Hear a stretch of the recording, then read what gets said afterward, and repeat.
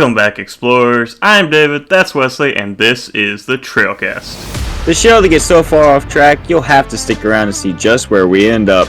Misa think we being friends.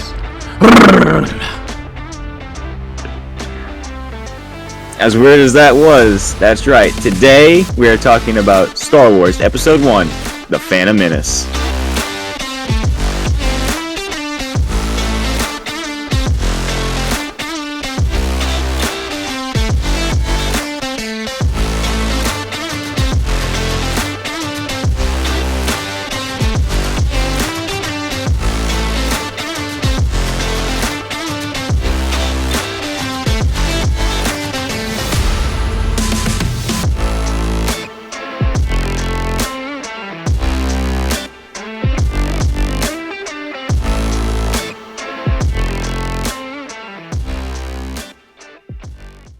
So, David, I watched The Phantom Menace last night, like I think you did as well, because that was our homework. That being said, what are your thoughts on The Phantom Menace? Well, right before we dive into that, I just want to mention real quick that we're starting a new series with this. We're going to be going through every single Star Wars movie. Oh, yes. The first Monday of every month, we're going to be talking about Star Wars. So, in June, we're going to be talking about Attack of the Clones. In July, we're going to be talking about Revenge of the Sith, so on and so forth. But today, as Wesley just mentioned, we're talking about Episode 1, The Phantom Menace. Yes. And so, go ahead and tell me what your thoughts on the movie are. Well, and we were actually talking a little bit about this before we start recording. I know we shouldn't have. Yeah, I know. I honestly think that at this point, The Phantom Menace might be the best prequel. Like it. Well, yeah, it's hard. It's hard to say because like I still love Revenge of the Sith, but The Phantom Menace does have some good moments. Well, the thing is, I was watching through the movie last night, and I was like, maybe about a couple months ago or so, midway through last year, I watched through Revenge of the Sith, and about halfway through, I had to stop because I was like, I wasn't fully invested in it as much as I was thinking I would be, and like, I was like, man, this acting it's just the lines are not good. Like the dialogue is not good. The story's fine, but the way it's being portrayed is not good. I didn't have any of that last night watching The Phantom Menace. Now, I will say, as weird as it all is, I don't know what George Lucas was thinking when he wrote this, but no matter whether it's little Annie or Hayden Christensen.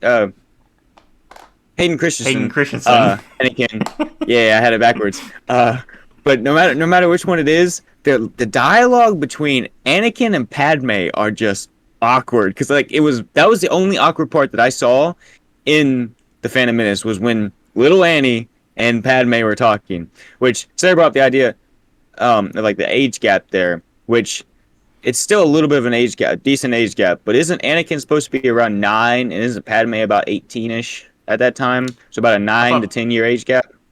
I thought Padme was more like 16 or 17. Okay, maybe she was, but he's around 9 though, right? Yeah, I think so. 9 or 10, yeah, somewhere in there. So it's anywhere from like a probably 6 to 10 year age gap.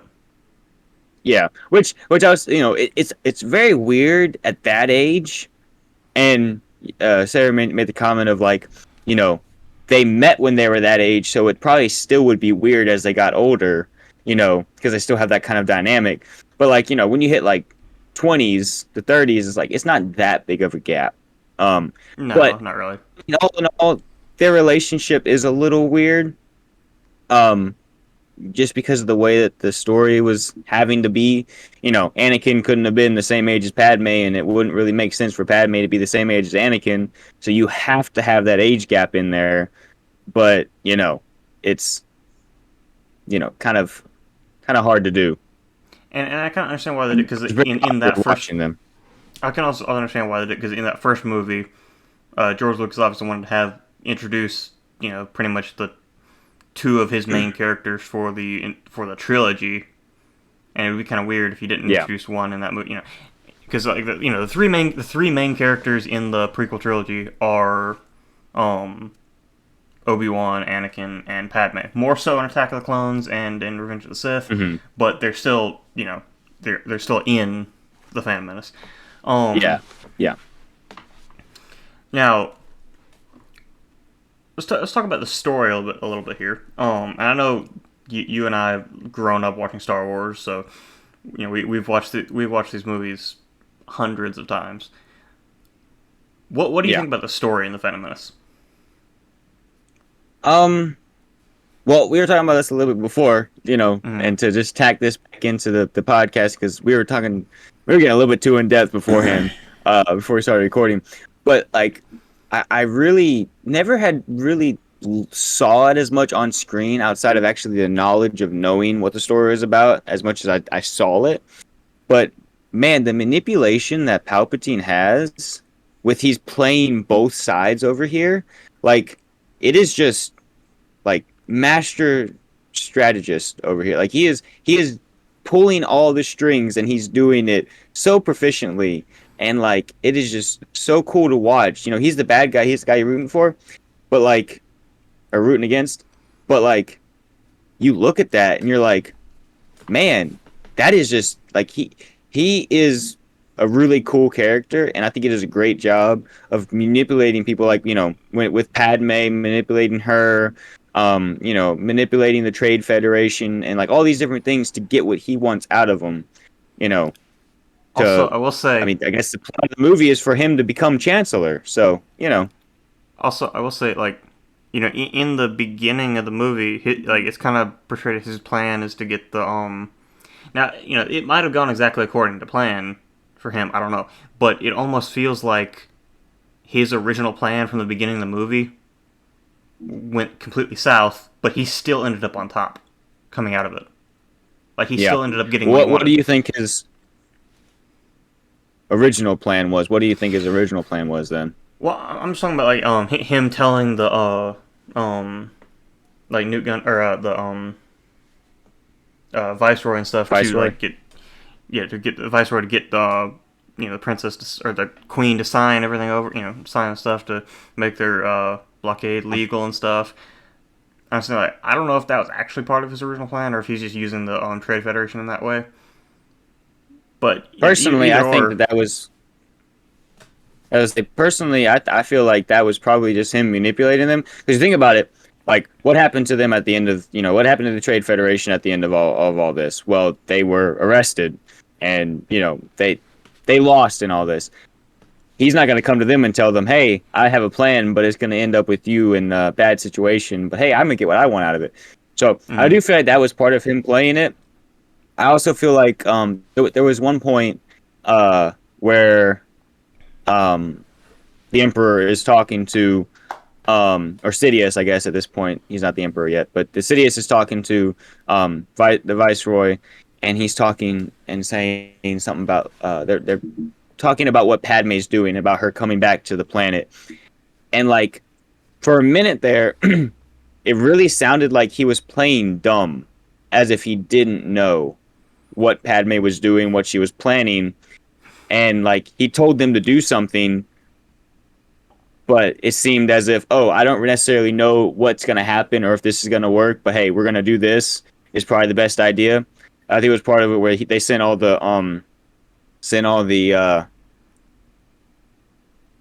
what am I thinking of? Battle droids out to fight mm, the Gungans. He was like, yes, go ahead and send that out there. Like, you know what? Well, the reason being, because he had already succeeded in his plan, with the sympathy for Naboo was going to boost his chances of becoming Chancellor. He had already gotten Padme to, there's a gnat in here, have the vote of no confidence in the Chancellor. mm, And so it's like, he had already won at that point. And now it was just more, let's go ahead and take care of them. But he had a moment of, hey, it seems like from this point of view that I don't know what I'm doing. I don't have the whole full plan. But if you're watching it and you see both sides, you're like, hey, wait, like he is playing everyone you know, he's playing on a completely different level than everyone else is, and it's just really cool to see. Mm. Yeah. And if you expand on that too a little bit further, and you think about this too, like he also probably knew he was sending Darth Maul to get killed. Yeah, yeah. I 100% believe that Darth Maul was a pawn that he planned on having expended. Well, and so I actually, after I finished the movie, I actually went back to Tales of the Jedi. Did you watch Tales of the Jedi? Never watched that. It's one of the shows that I'm getting around to. Okay, so there's an episode in Tales of the Jedi that takes place Mm. during the Phantom Menace.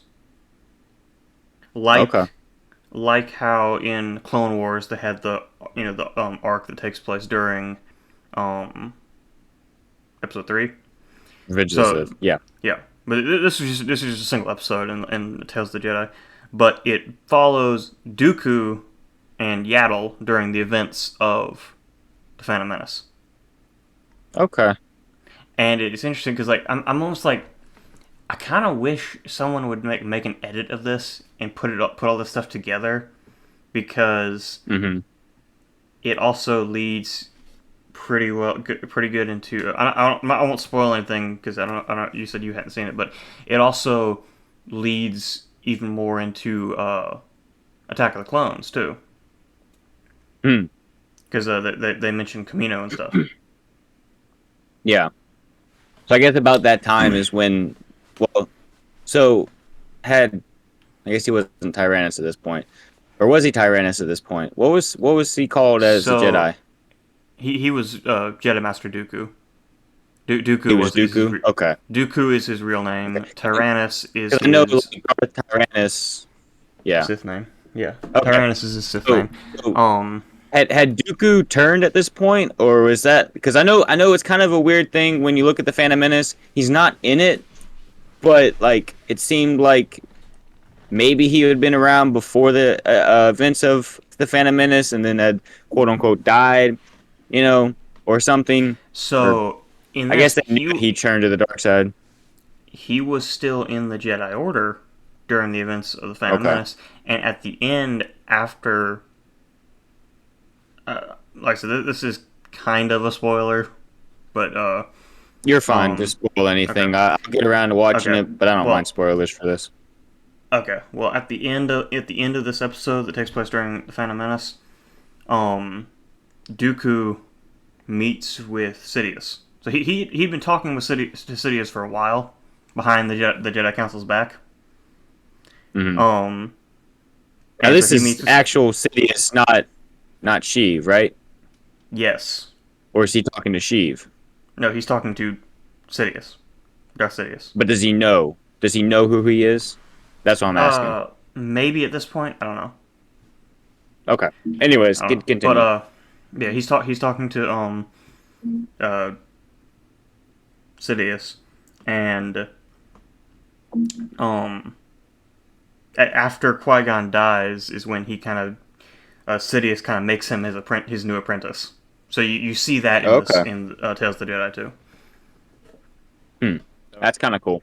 So Um. yeah, what do you think of Jar Jar Binks? Okay. First off, I understand the backlash on him, but he's really not that annoying as a character. Um. But as far as all this goes, and I know what you're trying to get out of me with this. I am a big believer in Darth Jar Jar. However, watching through the movie last night, there were points where I was like, that's usually seen as evidence. I don't see that as evidence though. Mm, So there are certain things that I kind of discounted watching through it. I was like, that's not really evidence for it. But I will say one thing that Lucas was very big on was like some parallels between the original trilogy and the sequel trilogy. And if you think about it, with the dumb character of Yoda starting out, and then he shows out to be this great warrior, Jedi Master. you can kind of get the same thing when you come to Jar Jar. My thought with it all though is that they chickened out, which, you know, Star Wars just needs to stop doing that. Just if you got a plan, just go for it, you know? Um Mm. but you know, I mean, you think about just how big of a character he was in the first one and then how they just dwindled him out. I don't necessarily know with the overarching story of Star Wars if it's really a good idea, whether it was a plan for them to have Jar Jar as a bad guy or not, which honestly they probably didn't, but I still like, you know, the fan speculation of it. Um it wouldn't really fit, honestly, because you think about it, Star Wars as a whole is the story of the fight between Anakin and Sidious. You Mm-hmm. know, this it's a battle back and forth between them. So that's the good and the bad. And even though for a time it looks like Sidious has won that battle and bringing, you know, obviously getting Vader, bringing Anakin to Vader to the dark side, you know, Anakin beats Sidious in the end, and then brings balance to the Force like he's supposed to, you know, technically. So with that all in mind, it doesn't really make sense to bring in another behind the scenes character like that. You know, you bring in Maul, he's an apprentice. You bring in Dooku, he's an apprentice. You bring in Grievous, he's a general. You know, not even a Force user, but like you got these people within the realm of like fighting Jedi, whatever. That makes sense. But you can't bring in another character like Sidious, and that's what the theory it basically speculates when it comes to Jar Jar, that he's Mm. like a master manipulator and a master behind the scenes catalyst to all of the events going on, and that doesn't really fit for the realm of Star Wars. Now, does that mean that you know, I mean, George Lucas has done some weird things, has written some weird stuff before getting to the final product that turns out to be really good. I was listening to a podcast today about some of the stuff that he originally wrote for certain scripts, and it's like, well, that would be completely different. Mm-hmm. But I don't think that it would have worked had he done it. So I'm fine with Jar Jar being a more focal character, a main character in the Phantom Menace. But I think they did the right thing, honestly, in toning him back a little bit. He wasn't as much comic relief as you would want out of a character like that, but I don't think he's annoying as people Well, and honestly, he doesn't say really he is. have like when you think about it, he doesn't really have that much like direct screen time. Like, I mean, he's in the background in a lot of stuff, Yeah, but yeah, a lot of stuff he doesn't really have that much direct screen time. Um, yeah. but yeah, I tend to agree with you on that. Like, I think the Dark Jar Jar thing is a cool theory, but I think that's all it is. What do Okay. you think of Darth Maul? He's extremely cool, and I really do like the story. Okay, so I don't want to get too far off of the Phantom Menace, but obviously the majority of Maul's story comes in later with a lot of, you know, the Clone Wars stuff and then Mm-hmm. Rebels and stuff like that. Um, but I really do like the like there's just not much to him in the Phantom Menace. He just looks cool. He has a double-bladed lightsaber, and you know, he he fends off two Jedi. Now, obviously, one's a Padawan, but said Padawan's the one that cuts him in half. So, Well, you know, what okay, you gonna but say about that? okay, Obi-Wan is a Padawan at that point, but Qui-Gon himself earlier in the movie said he's ready to take the trials. He was, Mm-hmm. you know, he's a And he might have not still been long a after, Padawan. He might have still been a Padawan, but yeah, he was a fully trained Padawan, you he know. was a So yeah. so And I you mean, see, you know, he took on Anakin to be his apprentice after the events of Phantom exactly. Menace. So yeah, he was. But what I'm saying is, he was at that point in time. Obi-Wan was not. He was in the early stages of his mastery of, you know, fighting Yeah. Yeah. styles and the Force. But you know, who's there's not really much known as far as where. Well, I guess there is a lot known. I haven't looked into it a whole lot recently, at least, as to what stage like Maul was in at that point, you know. But we have what we have on screen, and Obi-Wan came out on top in that fight. Mhm. So he he overcame the high ground. Yeah, but so talking about this, I'm gonna get a little off topic with this, but I love the Obi Wan and Maul dynamic throughout Clone Wars and Rebels. I still think that Yes. that so the duel on Tatooine when Obi Wan finally kills Maul, it's short and it's I had quick, some thoughts. but that is still one of my absolute favorite duels in all of Star Wars because So there's so much to that duel. Even though it's short yes, and it's there's so many quick, there's layers. so many layers to it. hmm There's so see. Okay, so when I first saw that duel, I had not watched through Rebels. Um, and I watched it, and I was a little upset about it. I was like, man, this rivalry that they had all the way through the Clone Wars and all this, and the anger and hate and revenge that Maul wanted from Kenobi, like all these things, all the back and forth, and it comes to a quick end like that, and I was like, I'm not sure I like that. And then I started watching through Rebels, and then I saw it again, and I watched it, and I kind of took it in as the way it was intended, the layers that it has to it. And it's like there is so much more to that scene than Well, just a quick slice and now because Maul's dead for good.